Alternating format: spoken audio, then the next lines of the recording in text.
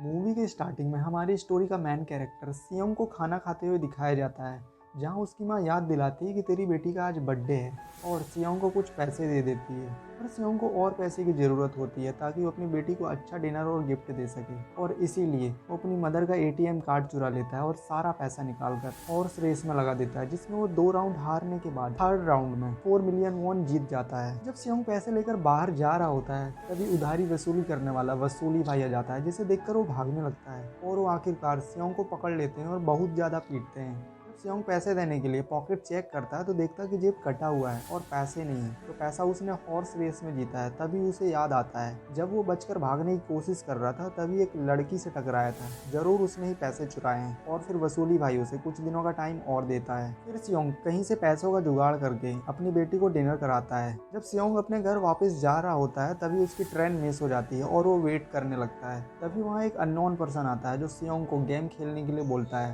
पर सियोंग उसे मना कर देता है और पैसा देकर गेम खेलने के लिए राजी हो जाता है, जिसमें सियोंग काफी बार मार खाने के बाद गेम जीत जाता है, जिसमें अननोन पर्सन उसे 1 लाख वॉन देता है और उसे जाते हुए एक विजिटिंग कार्ड देता है और कहता है अगर वो और गेम खेलना चाहता तो इस नंबर पर कॉल करें, और वो चला जाता है। जब सियोंग अपने घर पहुंचता है तब उसकी मदर कहती है कि तुम्हारी बेटी अपने सौतेले बाप के साथ यूएसए शिफ्ट हो रही है और सियोंग को अपनी बेटी वापस लाने को कहती है। लेकिन कोर्ट के अकॉर्डिंग अगर वो बच्चे की कस्टडी चाहता है तो फाइनेंशियल कंडीशन ठीक होनी चाहिए और इसके लिए बहुत सारे पैसों की जरूरत होती है। और फिर वो गेम खेलने के लिए कॉल करता है। उसके बाद उसे पिक करने एक गाड़ी आती है जहां उसे गैस रिलीज कर सुला दिया जाता है। सियोंग की जब नींद खुलती है तो अपने आप को एक बड़े रूम में पाता है जहां 456 लोग और ये सभी प्लेयर हैं जिन पर फ्रंटमैन कैमरे से नजर रखता है। और यहाँ सभी प्लेयर में एक चीज कॉमन होती है कि उन सभी लोगों ने किसी न किसी से कर्ज लिया हुआ था। यहाँ पर वो प्लेयर नंबर 1 से मिलता है जो काउंटिंग करते हुए दिखता है और पूछने पर बताता है कि उसे ब्रेन कैंसर है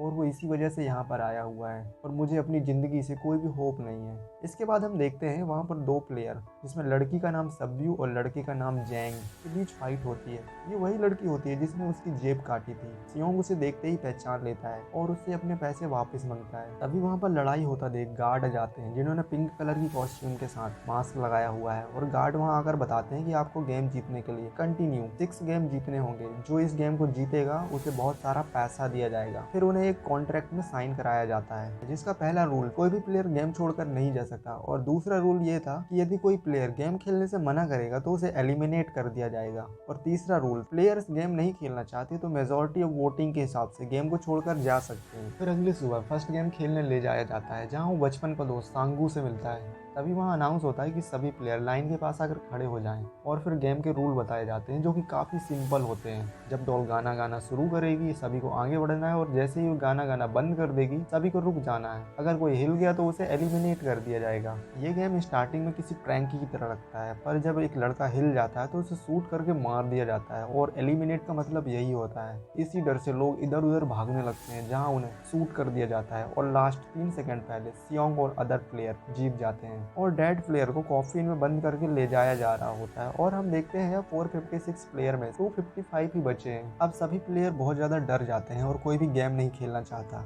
इसके पहले उन्हें ऊपर लटके पिगी बैंक में पैसे गिरते हुए दिखाते हैं और बोला जाता है अगर सभी लोग ये गेम छोड़कर जाते हैं तो मरे हुए प्लेयर्स की फैमिली को ये पैसा दे दिया जाएगा और ये प्राइस मनी 45 मिलियन वॉन होती है। फिर गेम खत्म करने के लिए वोट कराया जाता है जिसमें मेजॉरिटी इस गेम को नहीं खेलना चाहती और गेम को यहीं पर ड्रॉप कर दिया जाता है और बोला जाता है अगर कभी चाहें तो फ्यूचर में गेम रीजॉइन कर सकते हैं और सभी को उनके घर छोड़ दिया जाता है। फिर सियोंग अगले दिन पुलिस स्टेशन जाकर पूरी बात बताता है, लेकिन पुलिसकर्मी उसकी कोई बात नहीं सुनते और उसे पागल बोलकर वहाँ से भगा देते हैं। उसके बाद वो घर जाता है जहाँ उसकी माँ नहीं दिखती तो पता चलता है कि वो हॉस्पिटल में एडमिटेड है।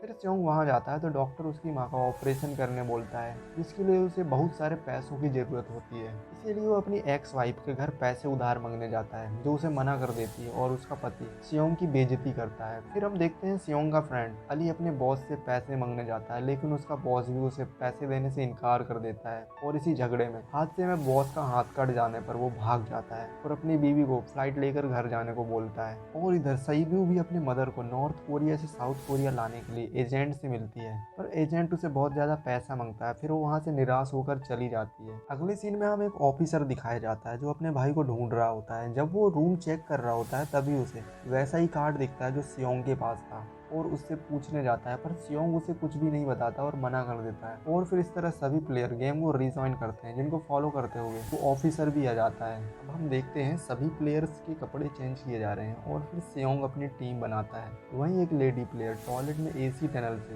नेक्स्ट गेम के बारे में जानने जाती है, जहां गार्ड आ जाता है और पूछने लगता है। फिर उन्हें अंदर छोड़ दिया जाता है। कुछ देर बाद वहां सभी प्लेयर को खाने को दिया जाता है और फिर नेक्स्ट गेम खेलने का अनाउंसमेंट होता है और सभी प्लेयर्स मैदान की तरफ जाते दिखाई देते हैं, जहां उन्हें 4 सेप में से किसी एक सेप को चूज करने बोला जाता है। और गेम के बारे में सांगू को पहले से ही पता होता है, इस वजह से वो इजीली सेप को बाहर निकाल लेता है। लेकिन सियोंग इस सेप को बाहर निकालने में परेशान हो जाता है, फिर उसे चाट कर निकालता है और इस तरह वो इस राउंड को भी जीत जाता है। और जो प्लेयर सेप को तोड़ देते हैं उन्हें एलिमिनेट कर दिया जाता है। अब इसके बाद सभी प्लेयर्स को वापस लाया जाता है, जिनमें 187 में से 108 ही बच जाते हैं। फिर उन्हें खाने को दिया जाता है, जिनमें से कुछ प्लेयर्स को खाना कम पड़ जाता है और जैंग एक प्लेयर को जान से मार देता है। इन प्लेयर्स में से एक डॉक्टर होता है जो गार्ड के साथ मिलकर ऑर्गन निकालता है और बदले में नेक्स्ट गेम की टिप लेते दिखाई देता है, जहां गार्ड डॉक्टर को बताता है आज जानबूझकर खाना कम दिया गया है ताकि प्लेयर आपस में लड़कर अपना कंपटीशन खत्म कर लें। और रात में ऐसा ही होता है, जहां प्लेयर एक दूसरे को मारते हैं, जिनमें से अब बचकर 80 लोग रह जाते हैं। फिर अगली सुबह तीसरा गेम खिलवाया जाता है। उसके पहले उन्हें 10-10 लोगों की टीम बनाने के लिए 10 मिनट देते हैं। अब जैंग को अगली गेम के बारे में सब कुछ पता होता है, तो अपनी टीम में सिर्फ मर्दों को रखता है और तैबियू की फीमेल फ्रेंड को नहीं रखता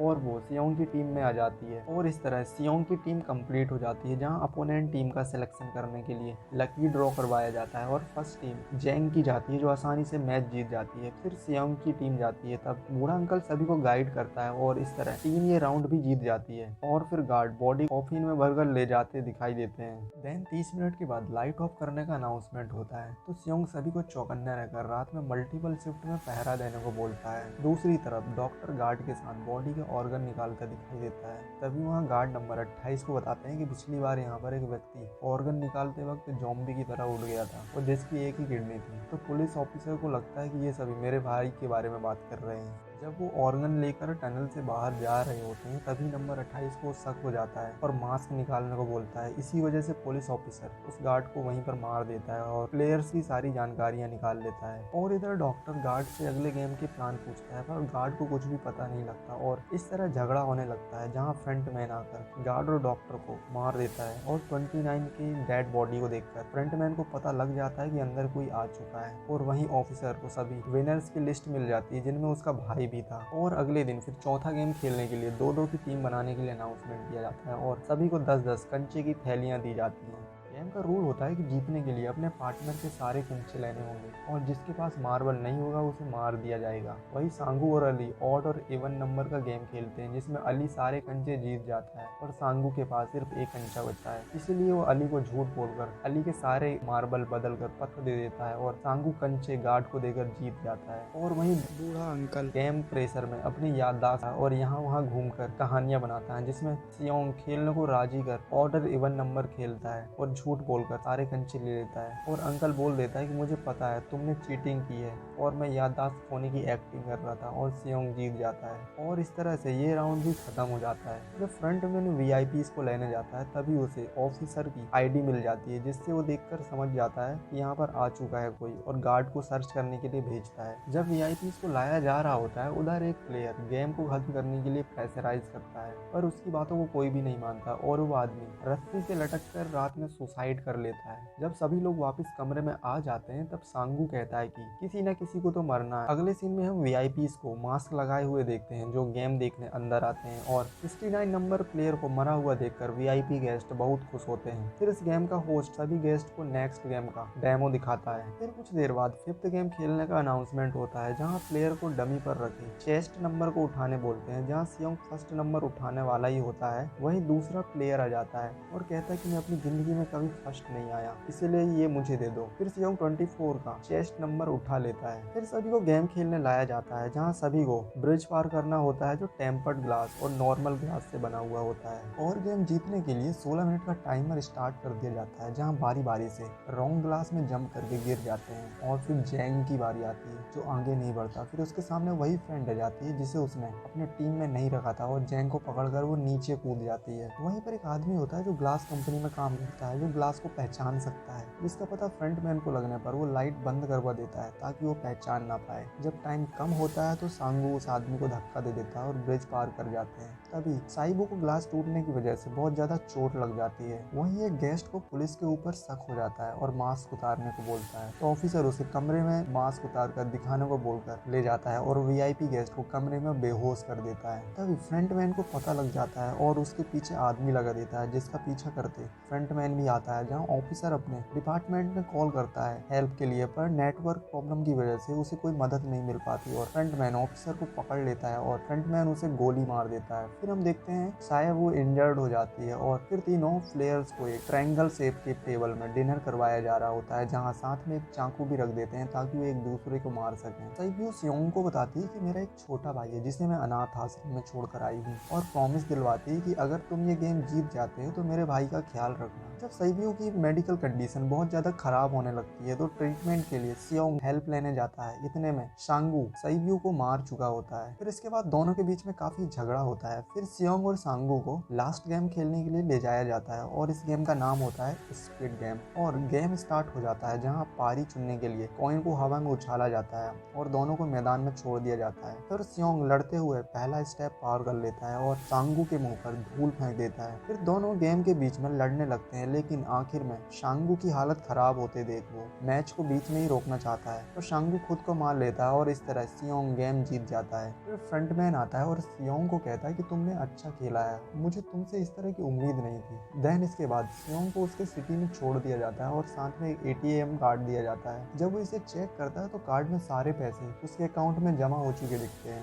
उसके बाद वो घर जाता है जहाँ उसकी माँ की 2 दिन पहले मौत हो चुकी होती है। हमें अगले 1 साल बाद का सीन देखने को मिलता है जहाँ सियोंग अपनी फटीचर हालत में दिखाई देता है, जिसकी हालत शराब पीने की वजह से बहुत ज्यादा बिगड़ चुकी है और वो उस पैसों को आज तक हाथ भी नहीं लगाया है। फिर एक दिन हम देखते हैं कि उसके पास एक लेडी आती है और एक कार्ड देती है जहाँ एड्रेस लिखा होता है, जहाँ वो प्लेयर नंबर 1 को वेंटिलेशन में बीमार पड़ा हुआ दिखाई देता है, जो बताता है कि अपनी लाइफ से बोर हो चुका था और मैंने ही इस गेम को इन्वेंट किया है अपने क्लाइंट की हेल्प से, ताकि मौत को एकदम करीब से लोगों को मरता देख सकूं। पर हमने किसी को मजबूर नहीं किया, यहाँ हर कोई अपनी मर्जी से आया था और जो पैसे तुम्हारे पास हैं वो मेरे ही पैसे हैं, बोलकर वो मर जाता है। फिर इसके बाद सियोंग साइबियो के छोटे भाई को अनाथ आश्रम से लाकर सांगू की मदर को सौंप देता है और एक सूटकेस भरकर पैसों के साथ देता है ताकि वो इस बच्चे का ख्याल रख सके। इसके बाद सियोंग स्टेशन पर जाता है जिसे दोबारा वही अननोन पर्सन दिखाई देता है जो मूवी के स्टार्टिंग में मिला था। फिर उसे अननोन कॉल आता है, यहाँ से प्लेन में चढ़कर भाग जाओ अगर जिंदा रहना चाहते हो तो। और इस तरह मूवी का एंड हो जाता है।